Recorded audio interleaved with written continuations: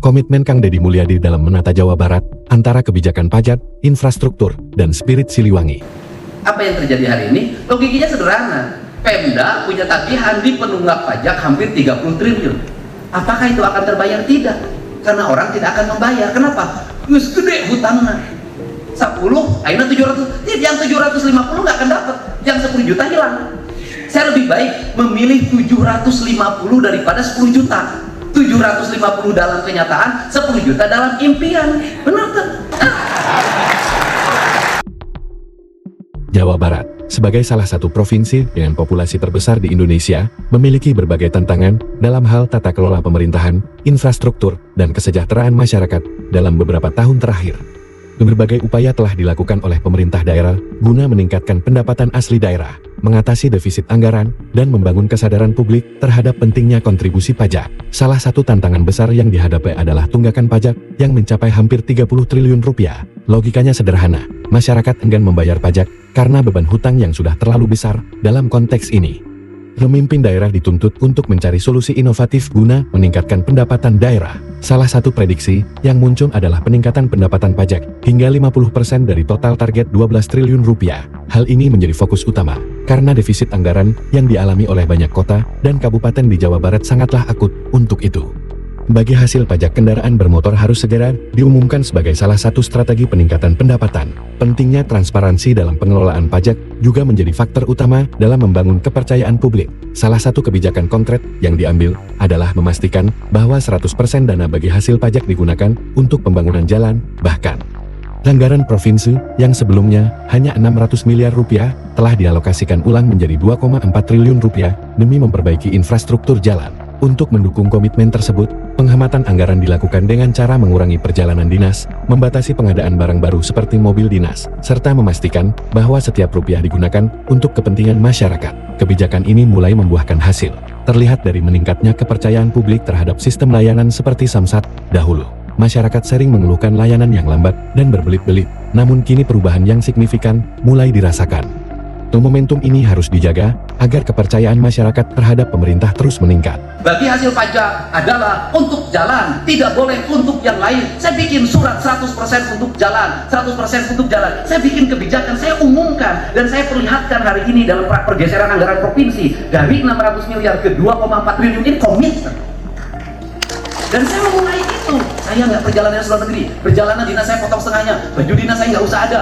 Mobil dinas saya nggak usah, bekas aja. Anda tahu nggak? Saya pakai mobil bekas. Kenapa? Komitmen. Saya sudah berkomitmen hari ini. Rasa sakit itu harus dinikmati menjadi kebahagiaan. Kenapa? Karena saya menjadi gubernur. Karena menjadi gubernur, maka saya harus bersikap gubernur. Itu sikap konsistensi ini. Kalau dari situ lahir trust. Trust hari ini kan percaya. Kayak ulang Samsat. Mana? Anda tahu kalau kamu komentar, itu Samsat hari ini yang dulu orang marah terus, KTP lah, iyalah, ngambek. Hari ini adalah pujian. Ini aliran sungai. Habis itu saya bertemu Bupati Bekasi. Kita selesaikan bersama. Gotong royong 500 miliar. Hajar, ayo. Semangat semua orang. Kali Bekasi harus segera dikeruk. Begitu turun Pak. Untungnya tidak bisa bekerja Pak. Kenapa? Sudah jadi sertifikat Pak. Kamu kenapa? Takut Pak. Tongsil, bro, ayo keluar ayo. Ayo jalan kamu bro. Demi kemanusiaan, demi keadilan. Ini adalah peristiwa yang luar biasa. Pemimpin harus tampil dan berani mengambil. Jalan kamu. Selain itu, semangat Siliwangi kembali digelorakan Kang Deddy Mulyadi sebagai upaya membangkitkan kebanggaan masyarakat Jawa Barat dengan wilayah yang berbatasan langsung dengan DKI Jakarta dan populasi terbesar di Indonesia. Jawa Barat seharusnya memiliki wibawa yang kuat dalam pembangunan nasional. Salah satu permasalahan yang menjadi perhatian adalah banjir yang kerap melanda beberapa wilayah, terutama Bekasi. Dengan pendekatan intuitif dan tanpa banyak kajian birokratis, pemerintah provinsi turun langsung ke lapangan untuk mencari solusi. Salah satu langkah konkret yang diambil adalah penyewaan alat berat dalam jumlah besar guna membersihkan aliran sungai yang tersumbat. Dalam beberapa kasus, proyek infrastruktur yang mangkrak selama bertahun-tahun berhasil diselesaikan melalui pendekatan gotong royong dan keberanian dalam mengambil keputusan. Salah satu contohnya adalah proyek pengerukan sungai di Bekasi yang sebelumnya terhambat oleh berbagai kendala administratif dan konflik kepentingan. Dengan keberanian dan ketegasan, proyek yang terhenti selama 2 tahun akhirnya dapat berjalan kembali. Namun, kepemimpinan yang efektif bukan hanya tentang pembangunan fisik, tetapi juga tentang bagaimana seorang pemimpin dapat mengelola berbagai tantangan politik dan ekonomi dengan bijak. Dalam era digital ini, pemimpin tidak harus selalu berada di kantor untuk mengelola pemerintahan. Dengan teknologi, banyak keputusan dapat diambil secara cepat dan efisien, sehingga pemimpin dapat lebih banyak berada di lapangan untuk melihat langsung permasalahan yang dihadapi masyarakat. Cara berpikir, maka harus kembali kemana? Balik ke iman, balik ke iman. Kata orang Sunda itu adalah pulang kasarakan pangbalikan, lembur matu, dayut maneh, lengger karang pabidangan. Kata orang Jawa disebutnya balik ke diri. Nah, saya ini sebenarnya lagi ngajarin untuk balik, dan saya dulu mungkin 11-15 tahun yang lalu itu merasa kesulitan ngomong lingkungan, ngomong pukul, ngomong karukun, ngomong tritantu. Hari ini tidak. Kenapa? Ternyata hari ini orang sudah mulai sadar akan taubat. Cuman taubatnya sudah ekologinya udah hancur. Nah, makanya saya katakan taubat hari ini adalah taubat ekologi. Sadar akan mengembalikan tata ruang, sadar akan pendidikan yang sudah mengalami kesesatan dan penyesatan berpikir, sadar akan birokrasi dikembalikan pada fungsi dan perannya, sadar para penyelenggara negara harus sering tapa data, sering berpuasa, sering saum. Untuk apa? Agar dia bisa menangkap sinyal. Kalau nggak bisa nangkap sinyal ya udah. Kalau sudah budek ya nanti nggak bisa lagi baca fenomena. Nah, kalau seperti itu maka tidak punya rasa, karena inti dari kehidupan itu, kepemimpinan itu dalam pandangan saya adalah rasa dan perasaan. Sehingga pemimpin itu orang melakukan dia tidak boleh melakukan, orang memakan dia tidak boleh memakan, orang ramai dia diam. Ada saatnya berkumpul dengan ribuan orang dengan riang gembira, ada saatnya dia sendiri tidak boleh diganggu oleh siapapun. Dengan suara knalpot pun dia tidak boleh. Selain pembangunan fisik, kesadaran akan pentingnya ekologi juga menjadi bagian dari kebijakan strategis pemerintah. Dengan meningkatnya urbanisasi yang tidak terkendali dan perubahan tata guna lahan yang tidak terencana, banyak daerah di Jawa Barat mengalami dampak lingkungan yang serius. Oleh karena itu, kesadaran ekologis harus ditanamkan kembali dalam setiap kebijakan, termasuk dalam tata ruang dan pendidikan lingkungan. Kembali kepada nilai-nilai leluhur, pemerintah Jawa Barat juga mendorong konsep taubat ekologi sebagai upaya mengembalikan keseimbangan antara pembangunan dan kelestarian alam. Konsep ini mencakup pengelolaan ruang hijau, perlindungan daerah resapan air, beserta penerapan gaya hidup yang lebih ramah lingkungan. Kesadaran akan pentingnya menjaga alam bukan hanya tanggung jawab pemerintah, tetapi juga seluruh masyarakat. Kuli tunjangan, kuli perjalanan dinas, kuli honor. Karena menjadi kuli dia tidak ada lagi kata emosionalitas, spiritualitas, sehingga spiritualitasnya menjadi ritualitas.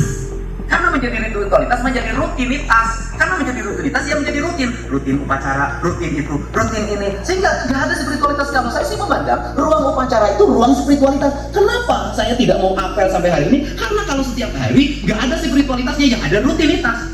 Maka harus sekali-kali. Maka saya lebih memilih apel itu cuma setahun sekali aja, pas 17 Agustus, agar spiritualitas, bukan rutinitas. Kenapa? Karena apel itu menyiksa pegawai. Menyiksa pegawai bagaimana? Pimpinan apelnya, kepala dinasnya, kepala OPD-nya, sekdanya, bahkan gubernurnya, bahkan bupatinya, itu selalu marah-marah pada yang hadir apel. Kalau peserta apelnya 300, yang hadir 250, 2 jam dia ngomong di hadapan yang hadir. Nah, sia, lu hadir mah sebelum dipapakan, usia kan lu hadir 50, panggil isukan, awas ya isukan dapel, dasuk gawe apa untuk gina, bukan untuk jabatan, tak lah itu hadir. Jadi kita ini punya kebiasaan, orang yang kerja itu yang dikritisi terus-terusan. Kalau kita punya anak, rajin ngepel, rajin nyapu, rajin nyetrika, rajin masak, maka yang sering diomelin ibunya adalah anak yang rajin itu. Siapa ngepel kata bersih, siapa masak asin, siapa sesapu kotor wae, ya dengan nama nomor. Ini kan penting, Pak. Pemimpin harus baca teknik. Sekarang gitu kan, orang yang kerja kayak saya, itu pasti dikritisi terus. Pengamat semua muncul, ya lebih keras dari itu. So, kenapa? Karena tidak akan sampai ke pulau kalau arusnya tidak kencang. Semakin arus kencang, semakin angin berembus, semakin gelombang besar, maka menuju pulau harapan akan semakin cepat dilakukan. Jadi tugas pemimpin itu adalah masuk ke dalam gelombang, dan tugas kita adalah mengelola gelombang. Nah, kalau ditanya, saya misalnya hari ini, saya jadi gubernur mah nggak capek, kecil, ringan banget. Kenapa? 1, menguasai arus media. 2, punya aparat yang pinter-pinter dan cekatan. 3, punya anggaran yang besar, 31 triliun, yang mungkin saya targetkan 33 triliun tahun 2 triliun. Yang berat itu ketika jadi bupati, anggarannya kecil, tiap hari dihujat, dikafirkan, tidak menguasai media, usianya baru 35 tahun, tekanan dalam setiap hari, ketika dirubah tekanan makin berat, makin berat, makin berat.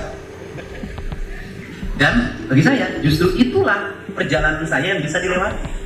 Dan saya ngalamin sebuah peristiwa, AA waktu itu, kelas 2 SD.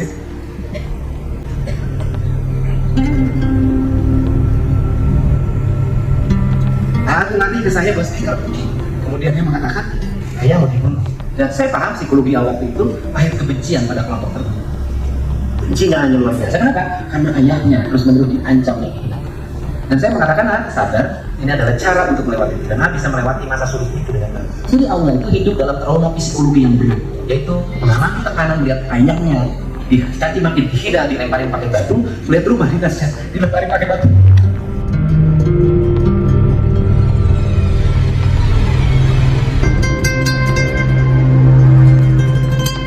Dalam konteks birokrasi, pemimpin harus mampu mengelola dan menginspirasi bawahannya agar bekerja dengan penuh dedikasi, bukan sekadar menjalankan rutinitas tanpa makna. Pemimpin yang baik harus mampu menanamkan nilai spiritualitas dalam setiap aspek pekerjaannya, sehingga seluruh elemen pemerintahan dapat bekerja dengan hati dan tanggung jawab yang tinggi.